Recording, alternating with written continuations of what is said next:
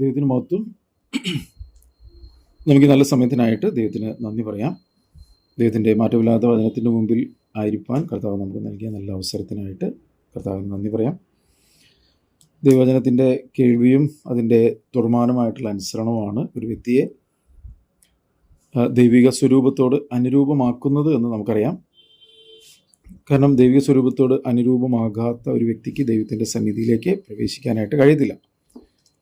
ദൈവത്തിൻ്റെ ആ തേജസ്സുള്ള കർത്താവിനെ തേജസ്സിൽ കാണുക എന്നുള്ളതാണ് ഏതൊരു ദൈവ പൈതലിൻ്റെയും ആഗ്രഹം. അതുകൊണ്ട് അതിനായിട്ട് നമ്മളെ സഹായിക്കുന്നത് ദൈവത്തിന് മാറ്റമില്ലാത്ത വചനമാണ്. ദൈവവചനം അത് ഒരു കടൽ പോലെ ആഴമുള്ളതാണ്. എന്നാൽ ദൈവത്തിൻ്റെ പരിശുദ്ധാത്മാവ് നമ്മളോട് അരുളി ചെയ്തിട്ടുണ്ട്, ആത്മാവ് സകലത്തെയും ദൈവത്തിൻ്റെ ആഴങ്ങളെയും ആരായുന്നു. കർത്താവിനോട് അടുത്തു വരുന്ന ഒരു വ്യക്തിക്ക് കർത്താവ് അത് വെളിപ്പെടുത്തി തരും. എന്നാൽ നമുക്ക് ലഭിക്കുന്ന വചനങ്ങൾ അനുസരിച്ചെങ്കിൽ മാത്രമേ അധികമായിട്ട് ലഭിക്കത്തുള്ളൂ എന്നുള്ള കാര്യവും ദൈവവചനം നമ്മളെ ഓർമ്മപ്പെടുത്തുന്നുണ്ട്, അല്ലേ? ഉള്ളവനവനും കൊടുക്കും, ഇല്ലാത്തവനും ഉള്ളതും കൂടെ എടുത്ത് കളയും. ഈ ഉള്ളവനവനും കൊടുക്കുക എന്ന് പറഞ്ഞാൽ നമുക്ക് ലഭിച്ച വചനത്തെ നമ്മൾ അനുസരിക്കുക എന്നുള്ളതാണ്. പലപ്പോഴും കണ്ടുകൊണ്ടിരിക്കുന്നത് ലഭിച്ച വചനത്തെ കുഴിച്ചിടുന്ന അവസ്ഥയാണ്. കാരണം കുഴിച്ചിടുന്ന ഒരു വ്യക്തിക്ക് ഒരുപക്ഷെ ദൈവത്തെ കുറിച്ചറിയാം, പക്ഷേ ലഭിക്കുന്ന വചനം അനുസരിക്കുന്ന ഒരു വ്യക്തിക്ക് ദൈവത്തെ അറിയാം. ഇത് രണ്ടാണ് വ്യത്യാസം. കുറിച്ചറിയുന്നതും ദൈവത്തെ അറിയുന്നതും. കുഴിച്ചിട്ട് അല്ലെങ്കിൽ ആ ഒരു താലന്ത് ലഭിച്ചത് കുഴിച്ചിട്ട് ഒരുത്തൻ പറയുന്നുണ്ട്, അവൻ പറയുന്നത്, നീ വിതയ്ക്കാത്തയിടത്തുനിന്ന് കൊയ്യുകയും വിതറാത്തയിടത്തുനിന്ന് ശേഖരിക്കുകയും ചെയ്യുന്ന കഠിന മനുഷ്യൻ എന്ന് ഞാൻ നിന്നെ കുറിച്ച് കേട്ടു, അല്ലേ? എന്നാൽ 5 ഒക്കെ 2 ഒക്കെ കിട്ടിയവർ അത് വർദ്ധിപ്പിച്ചു. ഇതൊക്കെ നമ്മൾ മനസ്സിലാക്കുമ്പോൾ നമുക്ക് ദൈവം നൽകി തരുന്ന വചനത്തെ നമ്മൾ ജീവിത സാഹചര്യങ്ങളുടെ നടുവിൽ അത് ക്രിയേറ്റ് ചെയ്യണം. അപ്പോൾ 2 കിട്ടിയവൻ അത് 2 കൂടി വർദ്ധിപ്പിച്ചു എന്ന് പറഞ്ഞാൽ അതിനർത്ഥം നമുക്ക് ലഭിക്കുന്ന വചനത്തെ നമ്മളുടെ ദൈനംദിന ജീവിതത്തിൽ നമ്മൾ അപ്ലൈ ചെയ്യുമ്പോൾ, അതനുസരിക്കുമ്പോഴാണ് അതിനൊരു വർധനവുണ്ടാകുന്നത്. ആ വർധനവാണ് ഒരു വ്യക്തിയെ ദൈവത്തോടു കൂടി വസിക്കുന്ന ദൈവത്തിൻ്റെ പുത്രിപുത്രന്മാരാക്കി മാറ്റുന്നത്. അങ്ങനെയുള്ള വ്യക്തികൾക്കാണ് കർത്താവിനോട് കൂടെയുള്ള 1000 ആണ്ട് വാഴ്ചയിലൊക്കെ വാഴുമ്പോൾ കർത്താവ് തൻ്റെ രാജ്യം വിഭാഗിച്ച് നൽകുന്നു എന്നൊക്കെ പറയുന്നതൊക്കെ ആ ഒരു തലത്തിലോട്ട് കയറി വരുന്ന വ്യക്തികളായിട്ട് മാറും. ഒപ്പം തന്നെ ഈ അനുസരണം ഒരു വ്യക്തിയെ ദൈവ തേജസ്സിൽ, നമ്മൾ തേജസ്സിനെ കുറിച്ച് പറയുമ്പോൾ അവിടെ പറയുന്നുണ്ട്, സൂര്യൻ്റെ തേജസ് വേറെ, ചന്ദ്രൻ്റെ തേജസ് വേറെ, നക്ഷത്രങ്ങളുടെ തേജസ് വേറെ എന്ന് പറയുമ്പോൾ ഈ അനുസരണം ഒരു വ്യക്തിയെ ദൈവ തേജസ്സിലും വ്യത്യസ്ത അളവുള്ള വ്യക്തികളാക്കി മാറ്റും. അപ്പോൾ നമുക്ക് ഇന്ന് ഇത് സുപ്രസാദ സമയത്ത് രക്ഷാ ദിവസമാണ്. ഇന്ന് നമ്മൾ വചനം കേട്ട് ഈ ലോകമോഹങ്ങളിൽ ആകർഷിക്കപ്പെട്ടുകൊണ്ട് അതിൽ പെടാതെ ദൈവത്തിൻ്റെ ആത്മാവിനാൽ ദൈവരാജ്യത്തിൻ്റെ നിയമങ്ങൾ അനുസരിച്ച് ജീവിക്കുകയാണെങ്കിൽ, ഇത് നമുക്ക് നൽകി തരുന്ന അവസരങ്ങൾ വിനിയോഗിച്ചാൽ കർത്താവ് നമുക്ക് വെച്ചിരിക്കുന്ന തേജസ്സിൻ്റെ പൂർണ്ണതയും ദൈവം ആഗ്രഹിക്കുന്ന അളവിലേക്കൊക്കെ ആയിത്തീരാനായിട്ട് നമുക്ക് സാധിക്കും. കാരണം ഇന്ന് നമുക്ക് അതിനുള്ളൊരു അവസരം, വചനം കേൾക്കാനും അനുസരിക്കാനുള്ളൊരു അവസരമൊക്കെ കർത്താവ് നമുക്ക് നൽകുന്നുണ്ട്. അതുകൊണ്ട് ദൈവവചനം നമ്മൾ ഓർമ്മപ്പെടുത്തുന്നുണ്ട്, അജ്ഞാനികളായിട്ടല്ല ജ്ഞാനികളായി. ഇത് ദുഷ്കാലമാണ്, സമയത്തക്കത്തിൽ വിനിയോഗിക്കണം. നമ്മളുടെ സമയം നമ്മൾ എന്തിനു വേണ്ടി ചെലവഴിക്കുന്നു എന്നുള്ളതിന് വലിയ പ്രാധാന്യമുണ്ട്. നശിച്ചു പോകുന്നതും തീക്കായി ചുട്ടഴിയുന്നതിനുമായിട്ട് നമ്മുടെ സമയം മുഴുവൻ ചെലവഴിച്ചാൽ പിന്നീട് ദുഃഖിക്കേണ്ടതായിട്ട് വരും. എന്നാൽ ദൈവവിഷയങ്ങളിൽ സമ്പന്നനാകുന്ന വ്യക്തികളായിട്ട് നമ്മൾ മാറണം. ഒപ്പം തന്നെ ഈ ദൈവവിഷയങ്ങളിൽ സമ്പന്നനാകുക എന്ന് പറഞ്ഞാൽ അതിനർത്ഥം വേറെ ഒന്നും ചെയ്യില്ല എന്നുള്ളതല്ല. ദൈവവിഷയങ്ങളിൽ സമ്പന്നനാകുന്ന ഒരു വ്യക്തി അവനെ ഏൽപ്പിച്ചിരിക്കുന്ന കാര്യങ്ങൾ കൃത്യതയോടുകൂടെ ചെയ്യുമ്പോഴാണ് ഒരു വ്യക്തി ദൈവവിഷയങ്ങളിൽ എന്താവുന്നത്, സമ്പന്നനാകുന്നത്. അപ്പോൾ അതൊരു കുടുംബജീവിതത്തിലുണ്ട്, വ്യക്തി ജീവിതത്തിലുണ്ട്, ജോലി മേഖലയിലുണ്ട്, എല്ലാ ശുശ്രൂഷ മേഖലയിലുണ്ട്. ഈ മേഖലകളിലൊക്കെ ഈ ദൈവവചനത്തിൻ്റെ അനുസരണത്തിൽ കൂടി നമുക്ക് ജീവിക്കാനായിട്ട് സാധിക്കും. അങ്ങനെ ജീവിക്കുമ്പോഴാണ് നമ്മൾ മറ്റുള്ളവരിൽ നിന്നും വ്യത്യസ്തരാകുന്നത്, നമ്മൾ ദൈവരാജ്യത്തിൻ്റെ മക്കളായിട്ടൊക്കെ തീരുന്നത്. അപ്പോൾ ഇത് മനസ്സിലാക്കണം. ഇത് മനസ്സിലാക്കുമ്പോഴാണ് ഒരു വ്യക്തി ഓരോ ദിവസവും ദൈവഹിതത്തിൽ വളർന്നു വരിക. യേശുവിനെ കുറിച്ച് ഞാൻ എപ്പോഴും പറയുന്നൊരു കാര്യമാണ്, യേശുവിനെ കുറിച്ച് പറയുമ്പോൾ അത് എന്തിനാണ് അങ്ങനെ പറഞ്ഞിരിക്കുന്നത്, നമ്മൾ ഈ ഒരു അനുഭവത്തിൽ വളർന്നു വരുന്നുണ്ടോ എന്ന് നമ്മൾ നോക്കാൻ വേണ്ടിയാണ്. യേശുവിനെ കുറിച്ച് പറയുമ്പോൾ പറയുന്നുണ്ട്, പൈതൽ വളർന്നു, ജ്ഞാനം നിറഞ്ഞു, ആത്മാവിൽ ബലപ്പെട്ടു, ദൈവകൃപയിൽ മുതിർന്നു, ദൈവത്തിനും മനുഷ്യർക്കും പ്രസാദമുള്ളവരായി. ഇതേ അനുഭവത്തിൽ തന്നെയാണ് നമ്മളുടെ അകത്തെ മനുഷ്യനും വളരേണ്ടത് എന്ന് നമ്മൾ വചനം ഹൃദയത്തിൽ സംഗ്രഹിച്ചാൽ അത് നമ്മുടെ ജീവിതത്തിൽ അനുഗ്രഹമായിട്ട് തീരും. നമ്മൾ ഈ ദിവസം വെളിപ്പാട് പുസ്തകത്തിലെ 7 സഭകൾക്കുള്ള ദൂതാണ് നമ്മൾ പഠിക്കുന്നത്. കാരണം വെളിപ്പാട് പുസ്തകം തുടങ്ങുമ്പോൾ തന്നെ 1-ാം അധ്യായത്തിൽ ദൈവത്തിൻ്റെ മഹത്വം അല്ലെങ്കിൽ യേശുവിനെ മറനീക്കി വെളിപ്പെടുത്തുന്ന, അല്ലെങ്കിൽ നമ്മൾ ഇതുവരെ കണ്ട യേശുവിൽ നിന്ന് വ്യത്യസ്തമായിട്ട് യേശുവിനെ അവിടെ വെളിപ്പെടുത്തുന്നത് 1-ാം അധ്യായത്തിൽ നമുക്ക് കാണാനായിട്ട് സാധിക്കും. 2-3 അധ്യായങ്ങളിലാണ് 7 സഭകളെ കുറിച്ച് പറഞ്ഞിരിക്കുന്നത്. അതിൽ ആദ്യത്തെ സഭയായ എഫെസോസിലെ സഭയെക്കുറിച്ച് എഴുതിയ കാര്യങ്ങളാണ് നമ്മൾ കഴിഞ്ഞ 1-2 ആഴ്ചകളായിട്ട് നമ്മൾ കേട്ടത്. 7 സഭകളിൽ ഞാൻ എപ്പോഴും പറയുന്ന പോലെ 7 സഭകളുടെ പ്രത്യേകത എന്ന് പറയുന്നത് ഇന്ന് ലോകത്ത് കാണുന്ന എല്ലാ കൂട്ടരെയും ഈ 7 സഭയിൽ നമുക്ക്, അല്ലെങ്കിൽ 7 സഭയെക്കുറിച്ച് പറഞ്ഞിരിക്കുന്ന വചനങ്ങളിൽ കൂടി നമുക്ക് ദർശിക്കാനായിട്ട് പറ്റും. അപ്പോൾ ഇത് നമ്മൾ വായിക്കുമ്പോൾ നമ്മൾ മനസ്സിലാക്കേണ്ട കാര്യം, ദൈവം ഇതിൽ ആഗ്രഹിക്കുന്ന ഒരു കൂട്ടം ഏതാണ്, കർത്താവിൻ്റെ മണവാട്ടി സഭ ഏതാണ്, ഒരു മണവാട്ടി സഭയ്ക്ക് വേണ്ടുന്ന ക്വാളിറ്റി എന്താണ്, അതിൽ ഞാൻ ഏത് തലത്തിലെത്തി. നമ്മൾ ഈ വചനം നമ്മൾ കേൾക്കുമ്പോൾ ഒരു കണ്ണാടി പോലെ വചനം നമ്മളെ കാണിച്ചു തരും, നമ്മളുള്ള കുറവുകളെ കാണിച്ചു തരും. അപ്പോൾ ഏത് മേഖലയിലാണ് ഞാൻ ആയിരിക്കുന്നത്, ഞാൻ ഏതെങ്കിലും ട്രാപ്പിലാണോ പെട്ടുകിടക്കുന്നത്, അതോ ഏതെങ്കിലും നീക്കിക്കളയേണ്ടതായിട്ടുള്ള വശങ്ങളുണ്ടോ, അതോ ഞാൻ അനുസരിച്ചു കൊണ്ടിരിക്കുന്ന വചനത്തെ കർത്താവ് പറയുന്ന പോലെ നീ അത് മുറുകെ പിടിക്കണമെന്ന് പറയുന്ന ഒരു അനുഭവത്തിലാണോ, ഏത് ലെവലിലാണ് നമ്മൾ ആയിരിക്കുന്നതെന്ന് ഈ വചനത്തിൻ്റെ കേൾവിയിൽ നമുക്കൊന്ന് ശോധന ചെയ്യാൻ പറ്റും. ആ വചനം കേട്ട് നമ്മൾ തിരുത്തേണ്ടത് തിരുത്തുകയും മുറുകെ പിടിക്കേണ്ടത് മുറുകെ പിടിക്കുകയും ചെയ്യുമ്പോഴാണ് ഒരു വ്യക്തിക്ക് സ്ഥിരതയോടെ ജീവിക്കാനായിട്ട് പറ്റുന്നത്. അപ്പോൾ ഇത് തീരുമാനമായിട്ട് നമ്മൾ കേൾക്കുമ്പോഴാണ് ഈ വചനം നമ്മുടെ ഉള്ളിലും എന്തായി തീരുന്നത്, ജീവനായിട്ട് തീരുന്നത്. അപ്പോൾ 1-ാം അധ്യായത്തിൽ തന്നെ യോഹന്നാൻ കണ്ട യേശുവിനെ കുറിച്ച് പറയുന്ന ഒരു കാര്യമുണ്ട്. അത് തുറമാനമായി കേൾക്കുന്ന നല്ലതാണ്. കാരണം യോഹന്നാൻ തന്നെ യേശു ഏറ്റവും അധികം സ്നേഹിച്ച ശിഷ്യരെന്ന് സുവിശേഷങ്ങളിലും ലേഖനങ്ങളിലൊക്കെ രേഖപ്പെടുത്തിയിട്ടുണ്ട്. തന്നെ യേശുവിൻ്റെ മാറോട് ചാരിയിരുന്ന ശിഷ്യനെന്ന് യോഹന്നാൻ പറഞ്ഞത് നമുക്ക് കാണാനായിട്ട് സാധിക്കും. മാത്രമല്ല, ക്രൂശിൽ കിടന്ന് നിലവിളിച്ച കരഞ്ഞ യേശുവിനെ, എൻ്റെ ദൈവം നിന്നെ കൈവിട്ടെന്ന് നിലവിളിച്ച യേശുവിനെ നമുക്ക് കാണാനായിട്ട് സാധിക്കും. മറ്റുള്ളവരോട് കരുണയും കൃപയും മനസ്സിലും കാണിച്ച യേശുവിനെ നമുക്ക് കാണാനായിട്ട് സാധിക്കും, അല്ലേ? അതുപോലെ തന്നെ നമ്മൾ എൻ്റെ പിതാവിൻ്റെ ആലയത്തെ കള്ളന്മാരുടെ ഗുഹയാക്കി എന്ന് പറഞ്ഞ് ചാട്ടവാറെടുത്ത് അടിച്ച അവരെയുള്ള എല്ലാം ഇട്ട് തള്ളിക്കളഞ്ഞ, എടുത്തെല്ലാം തൂവിക്കളഞ്ഞ, അവിടുത്തെ നാണയങ്ങളെയും പ്രാവിനെയും ഒക്കെ വിൽക്കുന്നവരൊക്കെ അതെല്ലാം എടുത്ത് എറിഞ്ഞു കളഞ്ഞ ശോഭിക്കുന്ന യേശുവിനൊക്കെ നമ്മൾ കണ്ടിട്ടുണ്ട്. അതുപോലെ തന്നെ യാസൻ്റെ കല്ലറയ്ക്കൽ വന്നപ്പോൾ കണ്ണുനീർ വാർത്ത യേശുവിനെ നമ്മൾ കണ്ടിട്ടുണ്ട്. 5 അപ്പം കൊണ്ട് 5000 പേരെ പോറ്റി യേശുവിനെ കണ്ടിട്ടുണ്ട്. അതുപോലെ എന്ന് പറഞ്ഞാൽ ഞാൻ പറയുന്നത് എന്താണെന്ന് വെച്ചിട്ടുണ്ടെങ്കിൽ ഇത് വായിക്കുമ്പോൾ യേശുവിൻ്റെ പല മുഖങ്ങൾ നമുക്ക് കാണാനായിട്ട് പറ്റും. അപ്പോൾ നമ്മുടെ മനസ്സിൽ നമുക്ക് ഏത് തരത്തിലുള്ള യേശുവിനാണോ വേണ്ടത് ആ യേശുവിനെയാണ് എല്ലാവർക്കും താല്പര്യം. നമ്മൾ പല രീതിയിൽ യേശുവിനെ പലരും വെളിപ്പെടുത്തുന്നത് കാണാനായിട്ട് നമുക്ക് സാധിക്കും. പക്ഷേ യഥാർത്ഥത്തിൽ യേശു ആരാണ്? യേശു ദൈവമാണ്, സകലത്തിൻ്റെ ഉടയവനും സകല ചരാചരത്തിൻ്റെ സൃഷ്ടാവാണ്. ആ ദൈവത്തിൻ്റെ ഒരു മഹത്വത്തെ യോഹന്നാൻ കണ്ടത് ഈ പുസ്തകത്തിലെ 1-ാം അധ്യായത്തിൽ തന്നെ പറയുന്നുണ്ട്. അവിടെ അതിൻ്റെ 11 മുതലുള്ള വാക്യം എന്ന് വായിച്ചു. 1-ാം അധ്യായത്തിൻ്റെ 11 മുതലുള്ള വാക്യങ്ങൾ. വെളിപ്പാട് 1:11 തൊട്ട്. നീ കാണുന്നത് ഒരു പുസ്തകത്തിൽ എഴുതി Ephesus, Smyrna, Pergamos, തുയതൈര, Sardis, Philadelphia, ലവോദിക്ക എന്ന 7 സഭകൾക്കും അയക്ക എന്നിങ്ങനെ കാഹളത്തിനൊത്ത ഒരു മഹാനാദം എന്റെ പുറകിൽ കേട്ടു. അപ്പൊ ഇവിടെ 7 സഭകൾ എന്ന് പറഞ്ഞാൽ അന്ന് ഈ ലോകത്തുള്ള 7 സഭകളെയാണ് പ്രതിനിധാനം ചെയ്യുന്നത്. ഇത് എന്ന് പറഞ്ഞാൽ അവരോട് പറയാണ് ഈ സഭകൾക്ക് അയക്കുക, നീ എഴുതണം, നീ അയക്കണം, നീ കാണുന്നത് നീ എഴുതി അയക്കണം.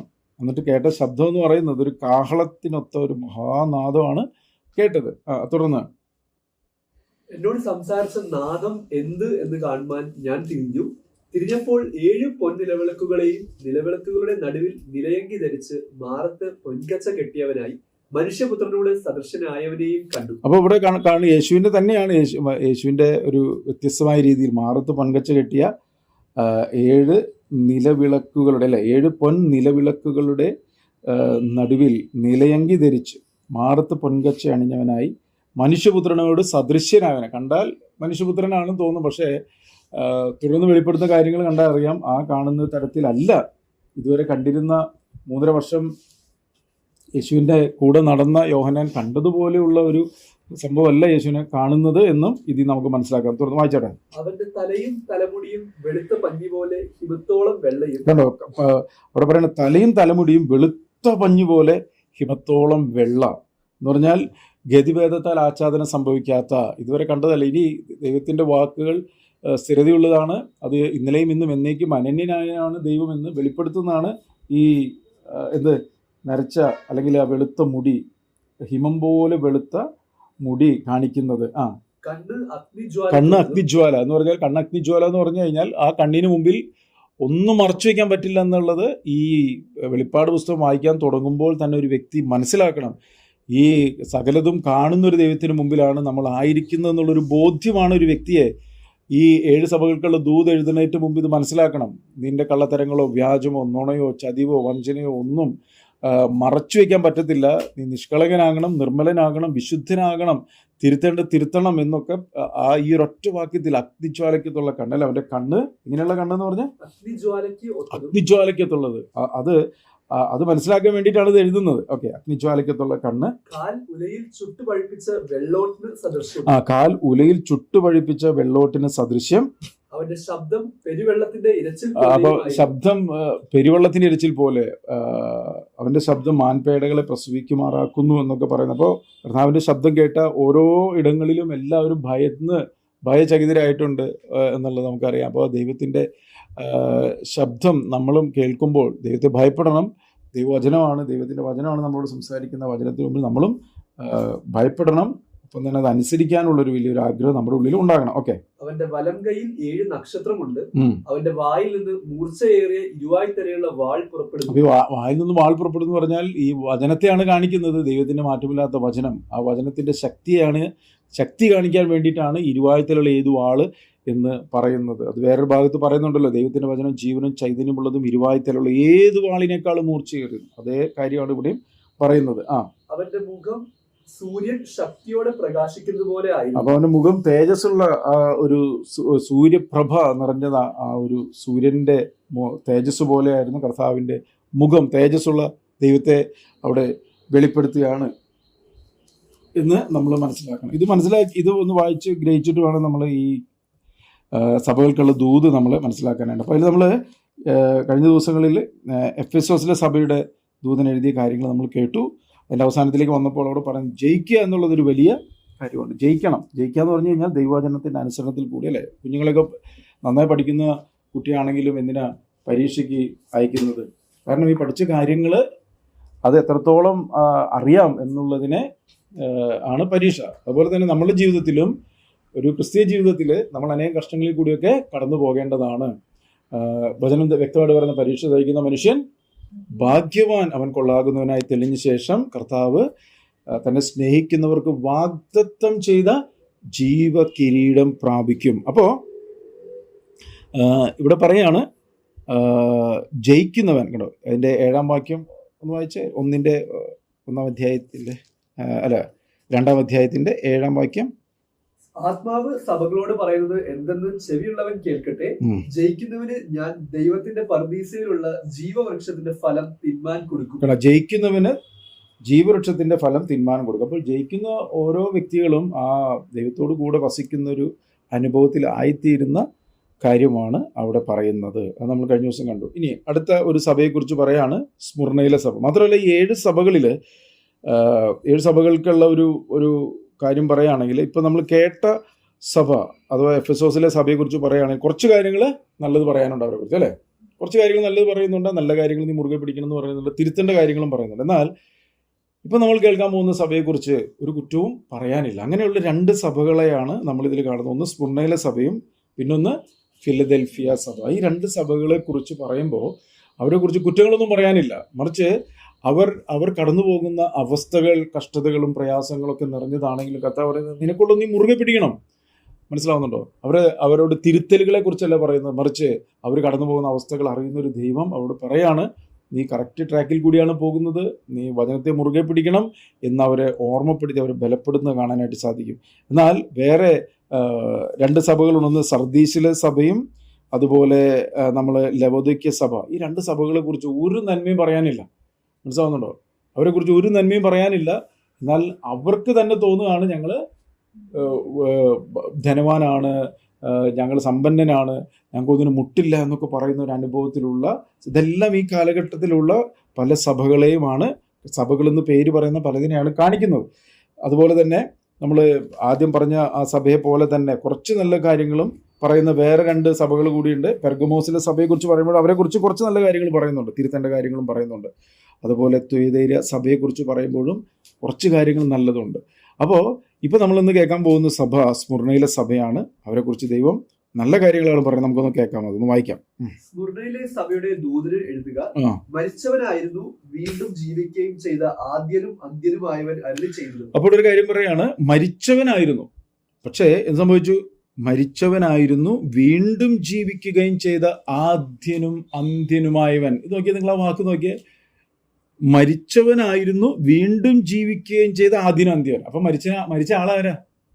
ആദ്യനും അന്ത്യവനുമായ ദൈവം. എന്തുകൊണ്ട് അങ്ങനെ ഒരു മരിക്കേണ്ടതായിട്ടുള്ള ഒരു അവസ്ഥ വന്നത്? യേശു കർത്താവ് പറഞ്ഞൊരു കാര്യമുണ്ട്, എനിക്ക് ജീവനെ വെച്ചു കൊടുക്കാനും തിരികെ പ്രാപിക്കുവാനും എനിക്ക് അറിയാം, എനിക്ക് അതിനുള്ള അല്ലേ, കർത്താവ് പറയുന്നത് എൻ്റെ ജീവനെ ഞാൻ വെച്ചു കൊടുക്കുന്നു, അതിനെ തിരികെ എടുക്കുവാനും എനിക്ക് കഴിയും. അപ്പോൾ ഇവിടെ പറയാണ്, ഞാൻ മരിച്ചവനായിരുന്നു വീണ്ടും ജീവിക്കുകയും ചെയ്ത ആദ്യനും അന്ത്യനുമായവൻ. അപ്പോൾ എന്തിനാ അങ്ങനെ ഒരു മരിക്കേണ്ട ആവശ്യകത വന്നത്? താൻ സൃഷ്ടിച്ച മനുഷ്യൻ പാപം ചെയ്ത് മരണത്തിന് അർഹനായപ്പോൾ ദൈവം താൻ സൃഷ്ടിച്ച മനുഷ്യരെ, മാനവരാശി മുഴുവൻ രക്ഷിക്കുവാൻ വേണ്ടിയിട്ട് എന്തു ചെയ്യാണ്? താൻ സൃഷ്ടിച്ച മനുഷ്യന്റെ സാദൃശ്യത്തിൽ ഈ ഭൂമിയിൽ ജനിക്കുകയാണ് ചെയ്തത്. പാപമില്ലാത്തവനായി ജനിച്ച് പാപമില്ലാത്തവനായി ജീവിച്ച് എങ്ങനെ ആയിരിക്കണം നമ്മൾ ജീവിക്കേണ്ടെന്ന് മാതൃക കാണിച്ചു തന്ന്, താൻ പാപത്തിന്റെ ശിക്ഷ മരണമാണെന്ന് കൽപ്പിച്ച ദൈവം അതേ മരണത്തെ താൻ ഏറ്റെടുത്ത്, അതാണ് ആ മരണത്തെ കാണിക്കുന്നത്. ആ പാപത്തിന്റെ ശിക്ഷ ദൈവനീതിക്കൊത്തവണ്ണം എല്ലാം ചെയ്ത് നിവർത്തിക്കുവാനായിട്ട് പാപത്തിന്റെ ശിക്ഷയായ മരണത്തെ താൻ ഏറ്റെടുക്കുന്നു, താൻ മരിക്കുന്നു. ആ മരിച്ചതിന് ശേഷം എന്താ ചെയ്യുന്നത്? യേശു കർത്താവ് ഉയർത്തി. അതാണ് ഈ പറയുന്ന ഒരു വാക്യത്തിന്റെ അർത്ഥം എന്നുണ്ടോ. മരിച്ചവനായിരുന്നു വീണ്ടും ജീവിക്കുകയും ചെയ്ത ആദ്യനും അന്ത്യനുമായവൻ അരുളി ചെയ്യുന്നത്. 9-ാം വാക്യം, ഞാൻ നിന്റെ കഷ്ടതയും ദാരിദ്ര്യവും നീ ധനവാനാകുന്നു താനും. അപ്പോൾ ഇവിടെ ഈ സഭയെ കുറിച്ച് പറയുമ്പോൾ പറയണം, നിന്റെ കഷ്ടത, നിന്റെ ദാരിദ്ര്യം. അപ്പോൾ രണ്ട് കാര്യങ്ങളാണ് ഇവിടെ പറയുന്നത്, കഷ്ടത, ദാരിദ്ര്യം എന്ന് പറഞ്ഞാൽ കർത്താവിനെ പിൻപറ്റാൻ തുടങ്ങുമ്പോൾ പലവിധമായിട്ടുള്ള അവസ്ഥകളിൽ കൂടിയൊക്കെ നമ്മൾ കടന്നു പോകേണ്ടത്. യേശു കർത്താവിനെ പറഞ്ഞു, ഈ ലോകത്തിൽ നിങ്ങൾക്ക് കഷ്ടമുണ്ട്, പക്ഷെ ഞാൻ ലോകത്തെ ജയിച്ചിരിക്കുന്നു. ആ ലോകത്തെ ജയിച്ച കർത്താവ് നമ്മളോട് കൂടെ ഉള്ളത് കൊണ്ട് കർത്താവ് തന്നെ പറയുന്നുണ്ട്, കഷ്ടങ്ങളിൽ അവൻ ഏറ്റവും അടുത്ത തുണയാണ്. കഷ്ടകാലത്ത് എന്നെ വിളിച്ചപേക്ഷിക്കും, ഞാൻ നിന്നെ വിടുവിക്കും, നീ എന്നെ മഹത്വപ്പെടുത്തും. കഷ്ടതയാണ് ഒരു വ്യക്തിയെ എന്തിലേക്ക് നയിക്കുന്നത്? സഹിഷ്ണുതയിലേക്കും, സഹിഷ്ണുത സിദ്ധതയിലേക്കും, സിദ്ധത പ്രത്യാശയിലേക്കും നമ്മളെ നയിക്കുന്നത്. അപ്പോൾ ഒരു കഷ്ടത എന്ന് പറഞ്ഞാൽ നമുക്ക് ഇഷ്ടമില്ലാത്തൊരു സാഹചര്യത്തിലൂടെ കടന്നു പോകുന്നതിനാണ് കഷ്ടത എന്ന് പറയുന്നത്. ഞാൻ നിന്റെ കഷ്ടതയും ദാരിദ്ര്യവും എന്ന് പറയുമ്പോൾ നമ്മൾക്കിഷ്ടമുള്ള ഒരു തലത്തിൽ കൂടി നമുക്ക് പോകാൻ പറ്റുന്നില്ല. അങ്ങനെ പോകാൻ പറ്റാതിരിക്കുമ്പോൾ അതൊരു വ്യക്തിക്ക് എന്താണ്? കഷ്ടതയാണ്. പക്ഷേ ആ ഇഷ്ടമില്ലാത്തൊരു സാഹചര്യത്തിൽ കൂടി കടന്നു പോകുമ്പോൾ, അല്ലെങ്കിൽ ദൈവവചനത്തെ മുറുകെ പിടിക്കുമ്പോൾ അവിടെ ആരുണ്ട് കൂടെ? നമ്മളോട് കൂടെ ആരുണ്ട്? കർത്താവുണ്ട്. കർത്താവ് പറഞ്ഞ്, കണ്ടാലും ഞാൻ ലോകാവസാനത്തോളം എല്ലാ നാളും നിന്നോട് കൂടെയുണ്ട്. അപ്പോൾ ആ കർത്താവ് പറയണം, ഞാൻ നിന്റെ കഷ്ടതയും നിന്റെ ദാരിദ്ര്യവും. കണ്ടോ? പക്ഷേ നീ ധനവാനാണ്. ഇതാണ് ദൈവരാജ്യത്തിൻ്റെ ഒരു പ്രിൻസിപ്പിൾ. പുറമേ ഉള്ളവർ നോക്കുമ്പോൾ കഷ്ടതയിലാണ്, ദാരിദ്ര്യത്തിലാണ് എന്നൊക്കെ തോന്നുമെങ്കിലും, ഇപ്പോൾ ഈ സഭയെക്കുറിച്ച് പറയാം, സ്മുർണയിലെ സഭയെക്കുറിച്ചാണ് പറയുന്നത്. കാണാൻ വലിയ പോളിച്ചൊന്നുമില്ല അല്ലേ? പക്ഷേ അവിടെ ദൈവവചനത്തിൻ്റെ അനുസരണത്തിൽ കൂടി തുറമാനമായി കർത്താവിൻ്റെ വരവിന് വേണ്ടി കാത്തിരിക്കുന്ന, വിശുദ്ധിയെ തേക്കാൻ ആഗ്രഹിക്കുന്ന, ദിവ്യ സ്വഭാവത്തിന് കൂട്ടാളിയാകാൻ ആഗ്രഹിക്കുന്ന, പുത്രൻ്റെ സ്വരൂപത്തോട് അനുരൂപമായി തീരുവാൻ ആഗ്രഹിക്കുന്ന, ആ കർത്താവിൻ്റെ വരവെങ്കിൽ കണ്ണിമയ്ക്കുന്ന രൂപാന്തരപ്പെട്ട് ദൈവ തേജസ് പ്രാപിക്കാൻ ആഗ്രഹിക്കുന്ന ഒരു കൂട്ടം. അങ്ങനെയുള്ള ഒരു ആഗ്രഹത്തോടു കൂടി ജീവിക്കുന്ന വ്യക്തികൾക്ക് ഈ ലോകത്ത് എന്തുണ്ട്? കഷ്ടതയും ദാരിദ്ര്യവും ഒക്കെ ഉണ്ട്. പക്ഷേ കർത്താവ് പറയണം, നീ ധനവാനാകുന്നു. ഈ ധനവാനാകുന്നു എന്ന് പറയുമ്പോൾ എന്ത് ധനത്തെക്കുറിച്ചാണ് പറയുന്നത്? മെറ്റീരിയൽ ബ്ലെസ്സിങ്ങിനെ ആണോ? അല്ല, ഇതൊരു ആത്മീയ സമ്പന്നതയെക്കുറിച്ചാണ് പറയുന്നത്. മനസ്സിലാവുന്നുണ്ടോ? കാരണം കർത്താവ് വേറൊരു ഭാഗത്ത് പറയുന്നുണ്ടല്ലോ, നിന്റെ പൊന്നിനും വെള്ളിക്കും ദൈവത്തിൻ്റെ ക്രോധ ദിവസത്തിൽ നിങ്ങളെ വീണ്ടെടുക്കാൻ പറ്റത്തില്ല. സഹോദരൻ ശവക്കുഴി കാണാതെ അതിൽ നിന്നും രക്ഷ പ്രാപിക്കുവാനോ വീണ്ടെടുപ്പ് വിലകൊടുക്കാനോ ആർക്കും പറ്റത്തില്ല. അപ്പോൾ ഇവിടെ പറയുന്ന ഈ സമ്പത്ത് എന്ന് പറയുന്നത്, അല്ലെങ്കിൽ നീ ധനവാൻ എന്ന് പറയുന്നത്, അതൊരിക്കലും ഈ മെറ്റീരിയൽ ആയിട്ടുള്ളൊരു ബ്ലെസ്സിങ്ങിൽ, അല്ലെങ്കിൽ ലോകം കാണുന്ന പോലുള്ളൊരു ബ്ലെസ്സിങ്ങിനെ കുറിച്ചല്ല പറയുന്നത്. മറിച്ച് അവൻ്റെ അകത്ത് ദൈവം നിക്ഷേപിക്കുന്ന ഒരു ട്രഷറുണ്ട് അല്ലേ? അതിനെക്കുറിച്ചായി പറയുന്നത്, നീ ധനവാനാണ് എന്ന്. അപ്പോൾ ഈ സഭയിലെ, ഈ സ്മുർണയിലെ സഭയിലുള്ള വ്യക്തികളെ കുറിച്ച് പറയാം. നമ്മളുടെ ജീവിതത്തിൽ ഇന്നും നമ്മൾ വചനത്തെ മുറുകെ പിടിക്കുമ്പോൾ നമ്മൾ പല കഷ്ടങ്ങളിൽ കൂടിയും പ്രയാസങ്ങളിൽ കൂടിയൊക്കെ കടന്നു പോകും. പക്ഷെ നമ്മളുടെ അകത്ത് ഒരു ദൈവിക നിക്ഷേപം, ഒരു ട്രഷർ, ഉയരത്തിലെ ജ്ഞാനം, ഉയരത്തിൽ ദൈവിക ജീവൻ, ദൈവത്തിൻ്റെ തേജസ്, ഇതൊക്കെ നിറയുവാനായിട്ട് ഇടയായിത്തീരും. നീ ധനവാനാകുന്നു താനും. ഇനി അടുത്ത്, തങ്ങൾ യഹൂദർ എന്ന് പറയുന്നെങ്കിലും യഹൂദരല്ല, സാത്താന്റെ പള്ളിക്കാരായവരുടെ ദൂഷണവും അറിയുന്നു. അപ്പൊ ഇവിടെ പറയാ തങ്ങൾ യഹൂദർ എന്ന് പറയുന്നെങ്കിലും യഹൂദരല്ല. എന്നീ പറഞ്ഞതിനർത്ഥം യഹൂദൻ എന്ന് പറഞ്ഞു കഴിഞ്ഞാൽ ഒരു യഹൂദനെ സംബന്ധിച്ചിടത്തോളം അവൻ ജീവിക്കേണ്ടതായിട്ടുള്ള ഒരു ട്രാക്ക് ആര് കൊടുത്തിട്ടുണ്ട്? ദൈവം കൊടുത്തിട്ടുണ്ട്. വ്യക്തമായിട്ടുള്ള യഹൂദൻ എങ്ങനെയായിരിക്കണം ജീവിക്കേണ്ടത് എന്ന് പറയുന്നു, വ്യക്തമായിട്ട് പറയുന്നു. എന്നാൽ യഹൂദൻ എന്നുള്ളൊരു മേലെഴുത്തും എന്നാൽ അവൻ്റെ ജീവിതം ന്യായപ്രമാണത്തിന് നിരക്കാത്ത രീതിയിലുമാണ്. അതുകൊണ്ടാണ് ഇവിടെ പറയുന്നത് തങ്ങൾ യഹൂദരെന്ന് പറയുന്നെങ്കിലും യഹൂദരല്ല, സാത്താൻ്റെ പള്ളിക്കാരായവരുടെ ദൂഷണവും അറിയുന്നു. എന്ന് പറഞ്ഞാൽ ഈ പുറമേയുള്ള സംഭവങ്ങളൊക്കെ ആണെങ്കിലും അകത്തെ കാര്യമാണ് നോക്കുന്നത് പറയുന്നത്. മനസ്സിലായോ? പുറമെ നോക്കിയാൽ ആരെ പോലെ തോന്നും? യഹൂദൻ എന്ന് തോന്നും. പക്ഷേ അകത്ത് ആരായിരിക്കുന്നത്? സാത്താൻ്റെ പള്ളി എന്ന് പറഞ്ഞാൽ അകത്ത് പിശാചിനാൽ നിയന്ത്രിക്കപ്പെടുന്നത്. അതുകൊണ്ടാണ് ദൈവത്തിന് പറ്റിയത്. ദൈവം എപ്പോഴും പുറമേ ഉള്ളതിനല്ല നോക്കും, ദൈവം ഹൃദയത്തെയും അന്തരിന്ദ്രിയത്തെയും ഉൾപ്പൂകളെയും ശോധന ചെയ്യുന്നു. അപ്പോൾ ദൈവം പുറത്തുള്ളതല്ല നോക്കുന്നത്. അപ്പോൾ ഇവിടെ പറയുക, സ്മുർന്നയിലെ സഭയോട് പറയാണ്, നീ ധനവാനാണ്. അപ്പോൾ ആ ദൈവിക ജ്ഞാനത്തിൽ ഒരു വ്യക്തിയെ കണ്ടാൽ ആ വ്യക്തിയുടെ അകത്തിരിക്കുന്ന ആത്മാവ് ഏതാണെന്ന് വിവേചിക്കാൻ പറ്റും. മനസ്സിലായോ? ഇന്നിപ്പോൾ നമ്മൾ യഹൂദനാണെന്ന് നോക്കാൻ വേണ്ടിയുള്ള ആരാണ് പറയുന്നത്? അല്ല, നമ്മളെന്താ പറയുന്നത്? ഏത് ആത്മാവിനെയും വിശ്വസിക്കാതെ ആത്മാക്കൾ ദൈവത്തിൽ നിന്നുള്ളവയെ ഒന്ന് ശോധന ചെയ്യണം. അങ്ങനെ ശോധന ചെയ്യണമെങ്കിൽ എന്തു വേണം? ആത്മാക്കളുടെ വിവേചന വരം എന്ന് പറയുന്ന ഒരു ആത്മീയ ജ്ഞാനം വേണം. അതെങ്ങനെ ഉണ്ടാവുക? കള്ളനോട്ടും ഒറിജിനൽ നോട്ടും തിരിച്ചറിയണമെങ്കിൽ ഒറിജിനൽ നോട്ടായിട്ട് നല്ല ബന്ധം വേണം. അപ്പോൾ ഒരു വ്യക്തി, ഏത് വ്യക്തിയാണെങ്കിലും, എത്ര വലിയ ശുശ്രൂഷകരാണെന്ന് പറഞ്ഞാലും അത് പറയുമ്പോൾ അത് ഏത് ആത്മാവിലാണ് പറയുന്നതെന്ന് അത് കേട്ട് കഴിഞ്ഞാൽ മനസ്സിലാകണമെങ്കിൽ നമ്മൾ ദൈവവചനത്തിനനുസരണത്തിൽ കൂടി നടന്ന് ദൈവത്തിൻ്റെ ആത്മാവിനാൽ നിറയപ്പെട്ട് കഴിഞ്ഞാൽ, ദൈവത്തിൻ്റെ ജ്ഞാനത്താൽ നിറയപ്പെട്ട് കഴിഞ്ഞാൽ, എത്ര വലിയ ശുശ്രൂഷകനാണെന്ന് പറഞ്ഞാലും, എത്ര അത്ഭുതങ്ങൾ ചെയ്യുന്ന വ്യക്തിയാണെന്ന് പറഞ്ഞാലും ആ വ്യക്തിയുടെ അകത്തുള്ള ആത്മാവ് ഏതാണെന്ന് തിരിച്ചറിയാനായിട്ട് സാധിക്കും. മാത്രമല്ല, ഈ വ്യക്തി ശുശ്രൂഷ ചെയ്യുന്നതും ഈ വ്യക്തി അത്ഭുതങ്ങൾ ചെയ്യുന്നതും അടയാളങ്ങൾ ചെയ്യുന്നുണ്ടെങ്കിൽ അത് ഏത് ആത്മാവിലാണെന്ന് വിവേചിക്കാൻ പറ്റും. അതിൻ്റെ ഒരു കാര്യമാണ് ഇവിടെ പറയുന്നുണ്ടോ, സാത്താൻ്റെ പള്ളിക്കാരായവരുടെ ദൂഷണം അറിയുന്നു. യഹൂദരെന്ന് പറയുന്നെങ്കിലും അവർ യഹൂദരല്ല, സാത്താൻ്റെ പള്ളിക്കാരായവരുടെ ദൂഷണവും അറിയുന്നു. അടുത്ത് ഇവിടെ പറയാം, അടുത്ത് സഹിപ്പാനുള്ളത് പേടിക്കേണ്ട എന്ന് പറഞ്ഞാൽ തീർമാനമായിട്ട് ദൈവവചനത്തെ അനുസരിച്ച് മുന്നോട്ട് പോകുമ്പോൾ ഈ പറയുന്ന സാത്താൻ്റെ പള്ളിക്കാര് അല്ലെങ്കിൽ മറ്റുള്ളവരുടെ പലവിധമായിട്ടുള്ള പ്രശ്നങ്ങളൊക്കെ വരുമ്പോൾ അതൊന്നും പേടിക്കേണ്ട. കാരണം ഇവിടെ പറയുന്നുണ്ട് യഹൂദർ എന്ന് പറയുന്നെങ്കിലും യഹൂദരല്ല. അപ്പോൾ അങ്ങനെയുള്ളവരെന്ത് ചെയ്യും? അവർ പലവിധമായിട്ടുള്ള പ്രശ്നങ്ങളൊക്കെ സൃഷ്ടിക്കും. മനസ്സിലായോ? എന്നാൽ ഇവിടെ അവരോട് പറയുകയാണ്, നീ പേടിക്കേണ്ട. വായിച്ചേട്ടാ, നീ പേടിക്കേണ്ട, നിങ്ങളെ പരീക്ഷിക്കേണ്ടതിന് പിശാച് നിങ്ങളിൽ ചിലരെ തടവിലാക്കുവാൻ പോകുന്നു. 10 ദിവസം നിങ്ങൾക്ക് ഉപദ്രവം ഉണ്ടാകും. മരണപര്യന്തം വിശ്വസ്തനായിരിക്കാം, എന്നാൽ ഞാൻ ജീവകീടം നിനക്ക് തരും. ആത്മാവ് സഭയോട് പറയുന്നത് എന്തെന്ന് ചെവിയുള്ളവൻ കേൾക്കും. നിങ്ങൾ ഈ സഭയോട് വേറെ എന്തെങ്കിലും കാര്യം പറഞ്ഞിട്ടുണ്ടോ? വേറെ എന്തെങ്കിലും കാര്യം ഇവിടെ മുകളിൽ പറഞ്ഞതുപോലെയോ അല്ലെങ്കിൽ കേൾക്കാൻ പോകുന്നത് പോലെയോ എന്തെങ്കിലും പറയുന്നുണ്ടോ? അല്ലേ? നിന്റെ ആദ്യ സ്നേഹം വിട്ടുകളഞ്ഞു എന്നുള്ള കുറ്റോ, നീ ഏതിൽ വീണിരിക്കുന്നു ഓർത്ത് മാനസാന്തരപ്പെടണമെന്നോ, അല്ല ഞാൻ വരും നിന്റെ നിലവിളക്ക് അതിൻ്റെ നിലയിൽ നീക്കുന്നു, എന്തെങ്കിലും പറഞ്ഞവരോട്? ഒന്നും പറഞ്ഞില്ല. കാരണം എന്താ? കാരണം അവർ വചനത്തെ മുറുകെ പിടിക്കുന്നതുകൊണ്ട്, അവർ കഷ്ടങ്ങളിൽ കൂടി കടന്നു പോകുന്നതുകൊണ്ട്, ദാരിദ്ര്യമുണ്ട്, കഷ്ടതയുണ്ട്, പക്ഷേ അകത്ത് ദൈവിക ജീവനുണ്ട്, അകത്ത് ദൈവത്തിൻ്റെ തേജസ്സുണ്ട്, അകത്ത് വിശുദ്ധിക്കാനുള്ള ഒരു ആഗ്രഹമുണ്ട്, അകത്ത് കർത്താവിൻ്റെ വരവിൽ എടുക്കപ്പെടണമെന്നുള്ളൊരു ആഗ്രഹമുണ്ട്. കേട്ടോ, അവരോട് പറയുന്ന ഒറ്റ കാര്യമുള്ളൂ, എന്തെയാണ്? ഈ ഒരു തലത്തിൽ മുന്നോട്ട് പോകുമ്പോൾ പ്രശ്നങ്ങളും പ്രയാസങ്ങളും ഒക്കെ ഉണ്ടാകും. പക്ഷെ എന്ത് ചെയ്യണ്ട? പേടിക്കേണ്ട. അല്ലേ? നീ സഹിപ്പാനുള്ളത് പേടിക്കേണ്ട എന്ന് പറഞ്ഞാൽ എന്താ അർത്ഥം? ഈ കർത്താവ് നമ്മളോട് കൂടെയുണ്ട്. നമ്മുടെ ജീവിതത്തിൽ ഏത് സാഹചര്യം കൂടി കടന്നു പോകുമ്പോഴും ഈ കർത്താവ് നമ്മളോട് കൂടെയുണ്ട്. കർത്താവിൻ്റെ ഏറ്റവും വലിയ വാഗ്ദത്തം എന്തുവാ? കർത്താവിൻ്റെ ഏറ്റവും വലിയ വാഗ്ദത്തം എന്താണ്? കണ്ടാലും നിങ്ങൾ ഇവിടെ ഉണ്ടോ എല്ലാവരും? കർത്താവിൻ്റെ ഏറ്റവും വലിയ വാഗ്ദത്തം എന്താ? കണ്ടാലും ഞാൻ ലോകാവസാനത്തോളം എല്ലാ നാളും നിങ്ങളോട് കൂടെയുണ്ട്. അല്ലേ? നമ്മൾ കർത്താവിനോട് അടുത്ത് ചെല്ലുമ്പോൾ കർത്താവ് നമ്മളോട് കൂടുതൽ അടുത്ത് വരുന്ന ഒരു കർത്താവാണുള്ളത്. മാത്രമല്ല, തൻ്റെ അഭിഷിക്തന്മാരെ തൊട്ടുപോകരുത്, അവർക്ക് ഒരു ദോഷവും വരുത്തരുത്, യാതൊരു അനർത്ഥവും നിനക്ക് വരത്തില്ല, യാതൊരു ബാധയും നിന്റെ കൂടാരത്തിൽ അടുക്കത്തില്ല, സകല വഴികളിൽ ഞാൻ നിന്നെ കാക്കുവാൻ ദൂതന്മാരെ കൽപ്പിച്ചാക്കും, അവർ നിന്റെ കാൽ കല്ലിൽ തട്ടാതെ വണ്ണം കാത്തുകൊള്ളും. അപ്പോൾ കർത്താവ് എപ്പോഴും തൻ്റെ അഭിഷിക്തന്മാരെ, അഭിഷിക്തൻ എന്ന് പറഞ്ഞു കഴിഞ്ഞാൽ ദൈവവചനത്തെ അനുസരിച്ച് നയിക്കപ്പെടുന്ന, അഭിഷേക തൈലം ഇരിക്കുന്നവരെയാണ് നമ്മൾ ഈ അഭിഷിക്തൻ എന്ന് പറയുമ്പോൾ ഇന്ന് നമ്മൾ ചില ദൈവത്തിൻ്റെ അഭിഷിക്തൻ എന്നൊക്കെ പറയുമ്പോൾ ചില ശുശ്രൂഷ ചെയ്യുന്ന പ്രത്യേക ആളുകളാണെന്ന് ധാരണയുണ്ടെങ്കിൽ അങ്ങനെയല്ല. യേശു ക്രിസ്തുവിൽ വിശ്വസിക്കുന്ന ഓരോ വ്യക്തികളെയും കർത്താവ് എന്താ ചെയ്യുന്നത്? തൻ്റെ അഭിഷേക തൈലത്താൽ അവരെ കഴുകി ശുദ്ധീകരിക്കുകയാണ്. അവരുടെ മേൽ പരിശുദ്ധാത്മാവിനെ മുദ്രയിടുകയാണ്, അല്ലേ?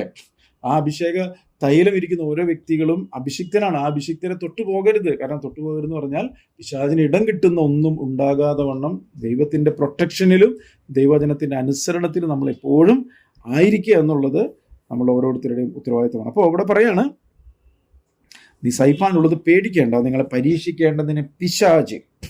അപ്പോൾ പിശാചാണ് ആരെ പരീക്ഷിക്കുന്നവരാ? അല്ലേ? ലൂക്കോസ് സുവിശേഷം 4-ാം അധ്യായത്തിൽ അപ്പോൾ പരീക്ഷകൻ അടുത്തു വന്നു. പിശാചാണ് പരീക്ഷകൻ അടുത്തു വന്നുണ്ട്. ഇവിടെ നിന്നൊക്കെ പിശാച് നിങ്ങളെ പരീക്ഷിക്കേണ്ടതിന് പിശാച്. അപ്പോൾ പിശാച് പരീക്ഷകനാണ്. അവൻ നിങ്ങളിൽ ചിലരെ തടവിലാക്കാൻ പോകുന്നു. ഈ തടവിലാക്കാൻ പോകുന്നു എന്ന് പറഞ്ഞു കഴിഞ്ഞാലും ഇതെന്ത് പറഞ്ഞതിന് അർത്ഥം? നമ്മൾ ഉദ്ദേശിച്ച പോലെ ചില കാര്യങ്ങൾ നടക്കാതിരിക്കുക, അതാണ് ഈ തടവ് എന്ന് പറയുന്നത്. ഇപ്പോൾ നമ്മൾ ഉദ്ദേശിക്കുന്ന പോലെ കാര്യങ്ങൾ നടക്കാതിരിക്കുമ്പോൾ എന്താ സംഭവിക്കുക? ഓട്ടോമാറ്റിക്കലി മനസ്സ് അസ്വസ്ഥമാകും. എന്നാൽ അവിടെ കർത്താവ് പറയണം, അസ്വസ്ഥമാകേണ്ട, ഒരു ചെറിയൊരു ടൈം പീരീഡിൽ കഷ്ടങ്ങളിൽ കൂടി കടന്നു പോയാലും. അതാണ് ഈ 10 ദിവസം എന്ന് പറയുന്നത്. ചെറിയൊരു ടൈം പീരീഡ് ആണത്.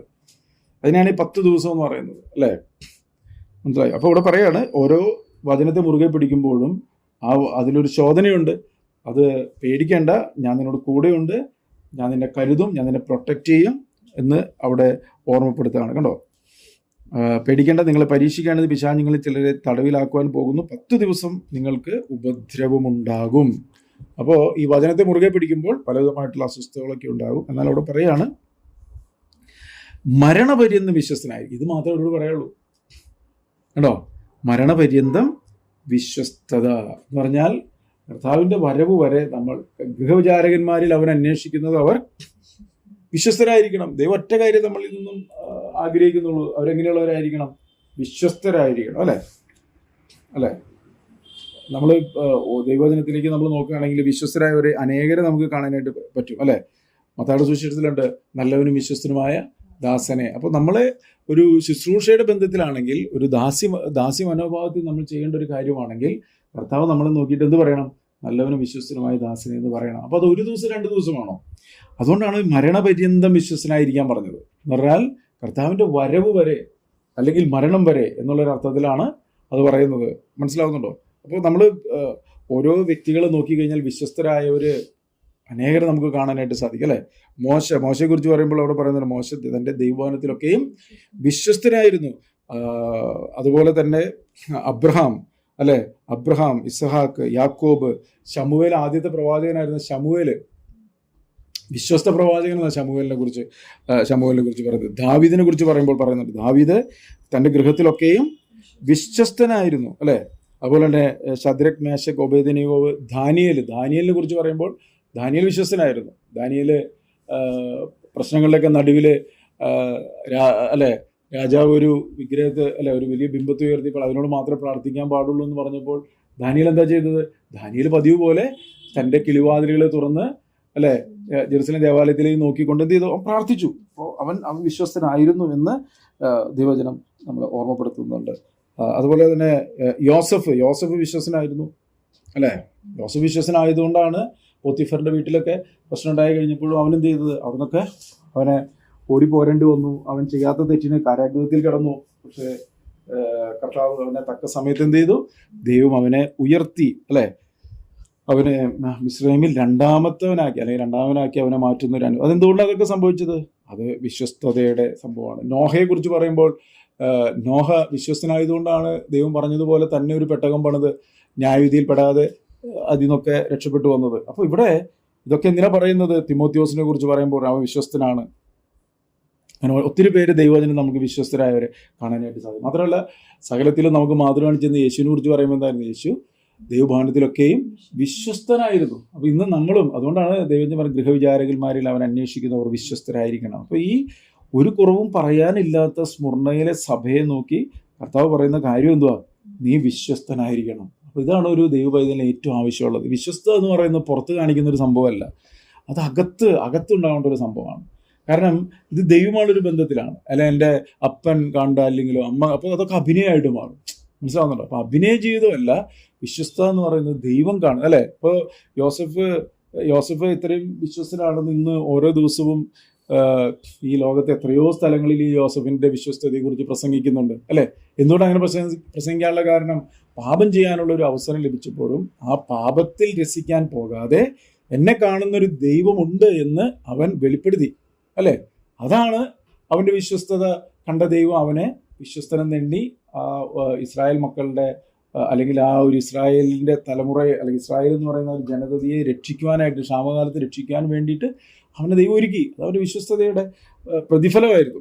അല്ലേ? അപ്പോൾ നമ്മുടെ ജീവിതത്തിൽ ഇവിടെ ഇന്ന് ഇപ്പോൾ ഈ പുസ്തകത്തിൻ്റെ അവസാനത്തിലേക്ക് വരികയാണ് നമ്മൾ. വെളിപ്പാട് പുസ്തകം എന്ന് പറയുമ്പോൾ മുമ്പിൽ ഒത്തിരി വിശുദ്ധന്മാരെ കുറിച്ചൊക്കെ പറയുന്ന കാര്യങ്ങളൊക്കെ പറഞ്ഞിട്ട് ഇന്ന് നമ്മൾ ദൈവവചനത്തിൽ കൂടി ആ കർത്താവിൻ്റെ വരവിന് വേണ്ടി കാത്തിരിക്കുന്ന ഈ കാലയളവിൽ ദൈവം എപ്പോഴും നോക്കും നമ്മളെ വിശ്വസ്തതയാണ്. നമ്മളെ ഏൽപ്പിച്ച കാര്യങ്ങൾ നമ്മൾ വിശ്വസ്തരായിരിക്കണം. നമ്മൾ വേറെ എന്തെങ്കിലും കുറേ കാര്യങ്ങൾ ചെയ്തിട്ട് കാര്യമില്ല. ഏൽപ്പിച്ച കാര്യങ്ങളിൽ വിശ്വസ്തനായിരിക്കും. അല്ലേ? അല്പത്തിൽ വിശ്വസ്തനെ ഞാൻ നിന്നെ അധികത്തിനും വിചാരകനാക്കും, നല്ലവനും വിശ്വസ്തനുമായ ദാസനെ എന്നൊക്കെയാണ് ദൈവവചനത്തിൽ പറയുന്നത്. അപ്പോൾ നമ്മളും ആ ഒരു അനുഭവത്തിലേക്ക് ആയിത്തീരണം. അതുകൊണ്ട് ഇവിടെ പറയാണ്, മരണപര്യന്തം വിശ്വസ്തനായിരിക്കുക എന്നാൽ ഞാൻ ജീവകിരീടം നിനക്ക് തരും. അപ്പോൾ ഈ മരണപര്യന്തം വിശ്വസ്തനായിരിക്കും എന്ന് പറഞ്ഞാൽ മരിക്കുന്നല്ല അതിന് പറഞ്ഞ അർത്ഥം. നമ്മൾ ഇഷ്ടങ്ങളെ നമ്മൾ എന്ത് ചെയ്യേണ്ടതായിട്ട് വരും? മരിപ്പിക്കേണ്ടതായിട്ട് വരും. മനസ്സിലായോ? നമ്മൾ ഇഷ്ടങ്ങളെ മരിപ്പിക്കണം. അങ്ങനെ നമ്മൾ ഇഷ്ടങ്ങൾ മരിപ്പിക്കേണ്ടതായിട്ടുള്ള ഒരു ആവശ്യകതയുണ്ടോ? തീർച്ചയായിട്ടും. കാരണം നമ്മളുടെ പല ഇഷ്ടങ്ങളെയും മരിപ്പിച്ചെങ്കിൽ മാത്രമേ നമ്മളിലൂടെ എന്ത് വ്യാപരിക്കത്തുള്ളൂ? നമ്മളിലൂടെ ജീവൻ വ്യാപരിക്കത്തുള്ളൂ. അപ്പോൾ അവിടെ പറയുന്നുണ്ട്, ഞങ്ങളിൽ മരണവും നിങ്ങളിൽ ജീവനും വ്യാപരിക്കുന്നു. കൊരിന്ത്യർക്ക് എഴുതിയ 2-ാം ലേഖനം നിർത്തി. കൊരിന്ത്യർക്ക് എഴുതിയ 2-ാം ലേഖനം അതിൻ്റെ 4-ാം അധ്യായം 11-12 വാക്യം വായിച്ച് എങ്ങനെയാണ്? മർത്യ ശരീരത്തിൽ യേശുവിന്റെ ജീവൻ വെളിപ്പെടേണ്ടതിന് ജീവിച്ചിരിക്കുന്ന ഞങ്ങൾ എല്ലായ്പ്പോഴും യേശു നിമിത്തം മരണത്തിൽ ഏൽപ്പിക്കപ്പെടുന്നു. യേശു നിമിത്തം മരണത്തിൽ ഞങ്ങൾ മരിച്ചു പോകുന്നല്ല പറഞ്ഞത്. അപ്പോസ്തലനായ പൗലോസ് എഴുതിയത്. പൗലോസ് എങ്ങനെയാണ് മരിച്ചത് നമുക്കറിയാം. അല്ലേ? അപ്പോൾ ഇവിടെ നോക്കിയാൽ മരണത്തിന് ഏൽപ്പിക്കപ്പെടുന്നു എന്ന് പറഞ്ഞാൽ എന്താ അർത്ഥം? ഓരോ സാഹചര്യങ്ങളുടെ നടുവിലും വചനത്തെ മുറുകെ പിടിക്കുമ്പോൾ തൻ്റെ പല ഇഷ്ടങ്ങളും ആഗ്രഹങ്ങളും ഒക്കെ മരിക്കേണ്ടതായിട്ടുള്ള ഒരു അവസ്ഥ വരിക. കേട്ടോ, ഞങ്ങളുടെ മർത്യ ശരീരത്തിൽ ശ്രദ്ധിക്കേക്കണേ, യേശുവിൻ്റെ ജീവൻ വെളിപ്പെടേണ്ടതിന് ജീവിച്ചിരിക്കുന്ന ഞങ്ങൾ എല്ലായ്പ്പോഴും യേശു നിമിത്തം മരണത്തിന് ഏൽപ്പിക്കപ്പെടുന്നു. ഇന്ന് യേശു നിമിത്തം മരണത്തിന് ഏൽപ്പിക്കുന്നു പറഞ്ഞാൽ, ഇന്നിപ്പോൾ നമ്മൾ യേശു നിമിത്തം മരണത്തിന് ഏൽപ്പിക്കുന്ന പറഞ്ഞ അർത്ഥം ദൈവ വചനത്തെ, യേശു എന്ന് പറഞ്ഞാൽ ആരാ? ദൈവവചനമാണ്. ഇന്ന് നമ്മൾ യേശു നിമിത്തം എന്ന് പറഞ്ഞാൽ എന്താ അർത്ഥം? ദൈവവചനത്തെ അനുസരിക്കുമ്പോൾ അത് നമുക്ക് എന്തായിട്ട് തീരും?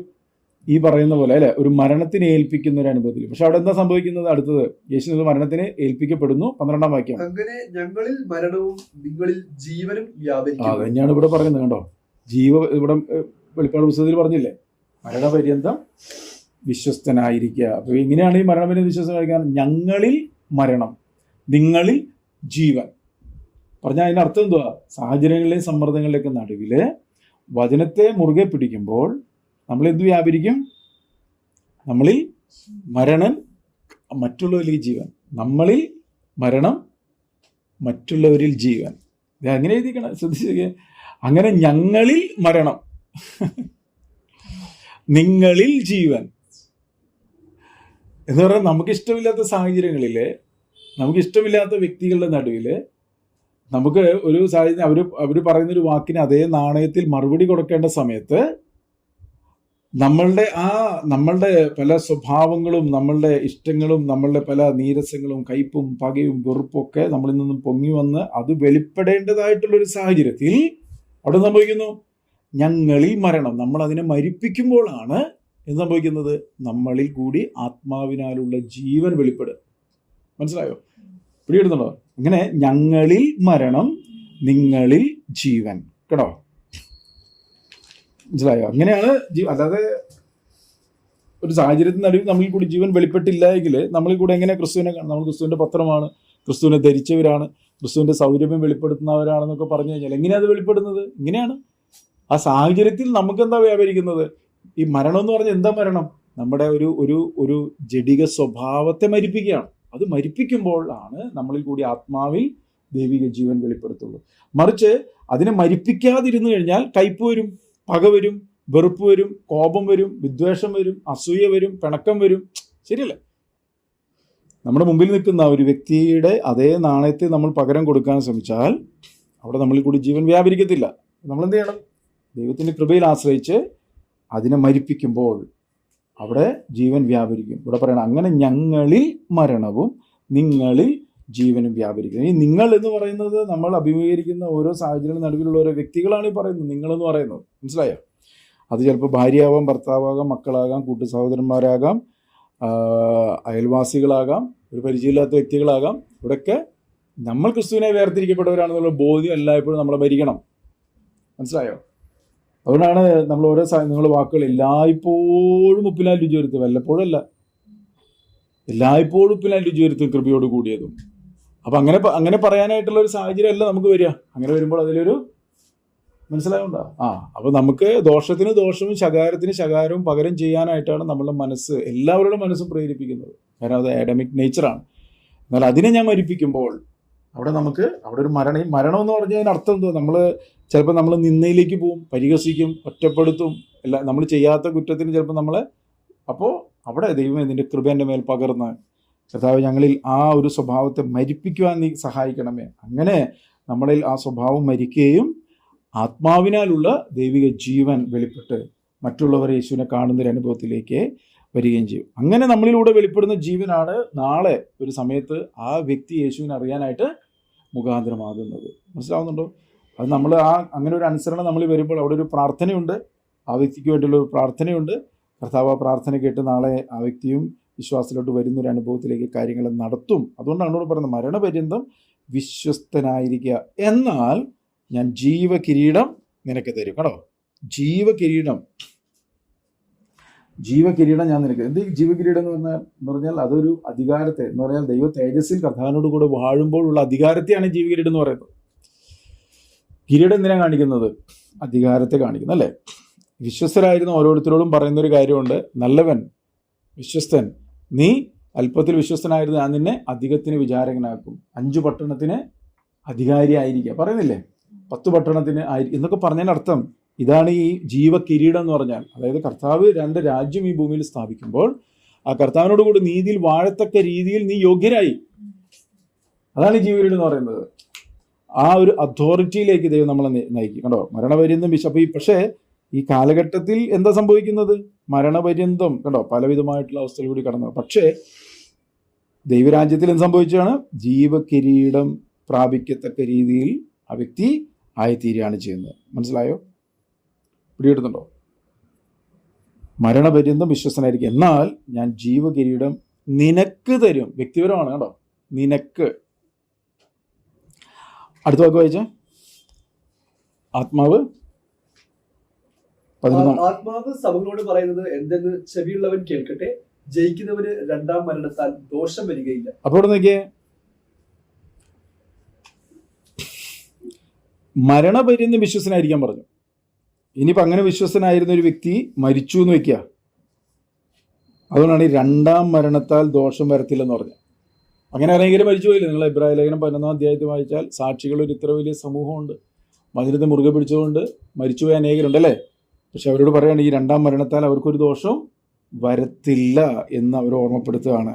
ഇവിടെ പറയാം, നോക്കൂ, എന്നാൽ ഞാൻ ജീവരുടെ നിനക്ക് തരും. ആത്മാവ്, ശ്രദ്ധിക്കണേ ഈ വാക്ക്, ആത്മാവ് സഭകളോട് പറയുന്നത് എന്തെന്ന് ചെവിയുള്ളവർ കേൾക്കട്ടെ എന്നാണോ?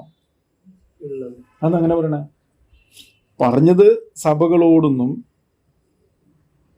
കേൾക്കേണ്ടത് ചെവിയുള്ളവൻ. അതൊരു സുഖമില്ലാതെ തോന്നുന്നല്ലേ? ആത്മാവ് സഭകളോട് പറയുന്നത് എന്തെന്ന് ചെവിയുള്ളവർ കേൾക്കട്ടെ എന്നല്ല പറയണ്ടേ? ഇതുകൊണ്ട് നിങ്ങൾ ശ്രദ്ധിക്കുന്നുണ്ടത്. മുകളില് ജീവകിരീടം നിങ്ങൾക്ക് തരും എന്നല്ല പറഞ്ഞേ, നിനക്ക് തരും. ഇതെല്ലാം ഇൻഡിവിജ്വൽ വ്യക്തിപരമായിട്ടാണ് പറയുന്നത്. അവനവൻ ശരീരത്തിലിരിക്കുമ്പോൾ ചെയ്ത പ്രവർത്തികൾ നല്ലതാകിലും തീയതാകിലും തക്കവണ്ണം പ്രാപിക്കുവാൻ എല്ലാവരും കൂടി എന്നല്ല പറയുന്നത്, ഓരോരുത്തൻ ക്രിസ്തുവിന്റെ ന്യായസനത്തിൽ നിൽക്കണം. അപ്പോൾ ഇവിടെ ഒരു കാര്യം ഇവിടെ മനസ്സിലാക്കേണ്ടതുണ്ട്. നമുക്ക് ഒരു വ്യക്തിയുടെ മേലെ ചാരാൻ പറ്റില്ല. കർത്താവ് ഈ വചനം അനുസരിക്കുവാനായിട്ട് അവരായിരുന്നു എന്നെ തടസ്സപ്പെടുത്തിയത്, എൻ്റെ ഭാര്യയായിരുന്നു എനിക്ക് തടസ്സം, എൻ്റെ ഭർത്താവായിരുന്നു എനിക്ക് തടസ്സം, എൻ്റെ മക്കളായിരുന്നു, ആ പാസ്റ്ററായിരുന്നു തടസ്സം എന്നൊരു വ്യക്തിക്കും പറയാനായിട്ട് പറ്റത്തില്ല. എന്താ കാരണം? അവനവൻ ശരീരത്തിരിക്കുമ്പോൾ ചെയ്ത പ്രവൃത്തികൾ നല്ലതാകിലും തീയതാകിലും തക്കവണ്ണം പ്രാപിക്കാൻ ഓരോരുത്തൻ നിന്റെ കാര്യവിചാരകത്തിൻ്റെ കണക്കേൽപ്പിക്കാനാണ് പറയുന്നത്. ഇത് നമ്മൾ ഓർമ്മപ്പെടുന്ന ഒരു കാര്യമുണ്ട്. ഇന്ന് നമ്മൾ ദൈവവചനത്തെ മുറുകെ പിടിക്കാനായിട്ട് ഒരു വ്യക്തി നമുക്ക് തടസ്സമാവാൻ പാടില്ല. അതുകൊണ്ടാണ് കർത്താവ് എപ്പോഴും പറയുന്നത്, എന്നെക്കാൾ അധികമായി ആരെയും സ്നേഹിക്കരുത്. കാരണം വചനത്തെയാണ് മുറുകെ പിടിക്കേണ്ടത്. കാരണം ഈ വചനത്തെ തള്ളിക്കളയുവാൻ വേണ്ടി ഇന്ന് നമ്മൾ സ്നേഹിക്കുന്ന ഒരു വ്യക്തിയും ന്യായവിസ്താരത്തിൻ്റെ സമയത്ത് കാണത്തില്ല, സഹായിക്കത്തില്ല. മനസ്സിലായോ? ഇതൊക്കെ ഇപ്പം മനസ്സിലാക്കണം നമ്മൾ. അപ്പോഴാണ് നമുക്ക് ദൈവത്തെക്കാൾ അധികമായി ഒന്നിനെയും സ്നേഹിക്കാതെ കർത്താവിനെ പൂർണ്ണമായി കർത്താവിനോട് പറ്റിച്ചേരുന്ന ഫസ്റ്റ് പ്രയോറിറ്റി എപ്പോഴും കർത്താവിന് കൊടുക്കണം. നമ്മൾ തോന്നലുകളാണ് ഫസ്റ്റ് പ്രയോറിറ്റി കർത്താവിന് കൊടുത്താൽ എനിക്കത് നഷ്ടമാവും, ഇത് നഷ്ടമാവും. ഒന്നും നഷ്ടമാകത്തില്ല.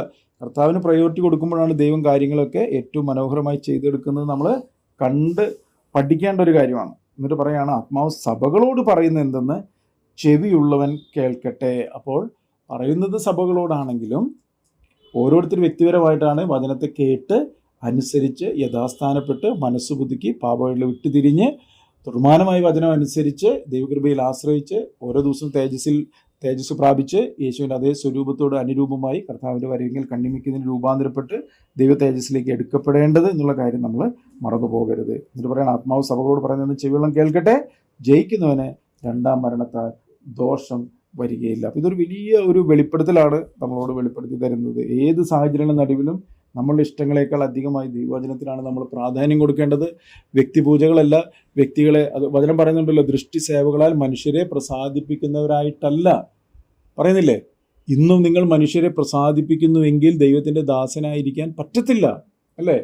കാരണം പലരും ഭയമാണ്, പല മാനുഷിക ഭയങ്ങളാണ് പലരെയും, പ്രത്യേകിച്ചും കുറേ പാസ്റ്റർമാരൊക്കെ ഭയപ്പെടുത്തിയ പലരെയും കൊണ്ടുപോകുന്നത്.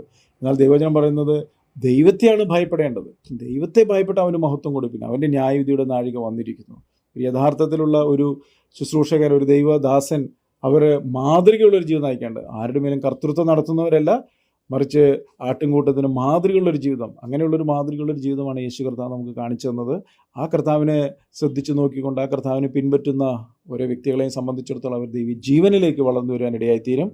ഓരോ ദിവസവും പ്രത്യാശയുടെ സമൃദ്ധിയുള്ള വ്യക്തികളായിത്തീരും. ഒരിക്കലും പിശാചിന് ഇടം കിട്ടുന്ന ഒന്നിലും രസിക്കാനായിട്ട് പോകത്തില്ല ദൈവത്തിൻ്റെ സന്നിധിയിൽ. കാരണം ഞാൻ നീയുമായി കാര്യം തീർക്കുന്ന നാളെ നിൻ്റെ കാലുറച്ചു നിൽക്കുമെന്നൊരു ചോദ്യമുണ്ട്. അപ്പോൾ അന്ന് കർത്താവിൻ്റെ സന്നിധിയിൽ പ്രാഗൽഭ്യത്തോടെ നിൽക്കണമെങ്കിൽ ഇന്ന് നമ്മൾ ദൈവത്തോടും മനുഷ്യരോടും നല്ല മനസ്സാക്ഷിയുള്ള ഹൃദയത്തിൻ്റെ ഉടമകളായി തീരണം.